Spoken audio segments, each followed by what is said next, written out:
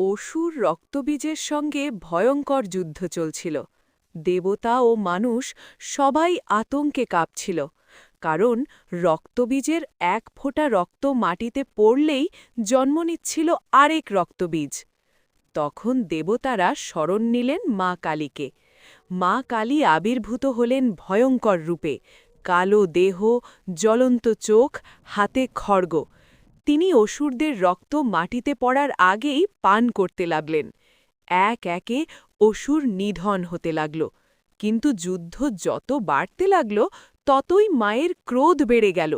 তিনি তাণ্ডব শুরু করলেন। আকাশ, মাটি, দিক কাঁপতে লাগল। দেবতারা বুঝলেন, এই তাণ্ডব থামানো না গেলে সৃষ্টি ধ্বংস হয়ে যাবে। কিন্তু কে থামাবে মা কালীকে? তখন মহাদেব এগিয়ে এলেন। তিনি জানতেন, শক্তির সামনে শক্তি নয়, ভালোবাসাই একমাত্র পথ। তিনি নিঃশব্দে যুদ্ধক্ষেত্রে শুয়ে পড়লেন। তাণ্ডব করতে করতে মা কালী হঠাৎ অনুভব করলেন, তিনি কারো বুকে পা রেখেছেন। নিচে তাকিয়ে দেখলেন স্বয়ং মহাদেব। মুহূর্তেই তার ক্রোধ থেমে গেল। লজ্জা ও ভক্তিতে তার জিহ্বা বেরিয়ে এলো। তিনি বুঝলেন, অজান্তেই তিনি তার স্বামীর বুকে পা রেখেছেন। সেই মুহূর্তে মা কালী শান্ত হলেন। তাণ্ডব থামল। পৃথিবী আবার রক্ষা পেল।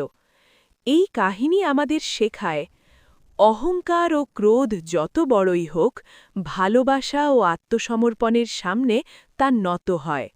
মা কালী শক্তির প্রতীক, আর মহাদেব চেতনার। দুজন মিলেই সৃষ্টির ভারসাম্য। ভিডিওটি ভালো লাগলে চ্যানেলটি সাবস্ক্রাইব করে দেবেন আরও নতুন নতুন ভিডিও পাবার জন্য।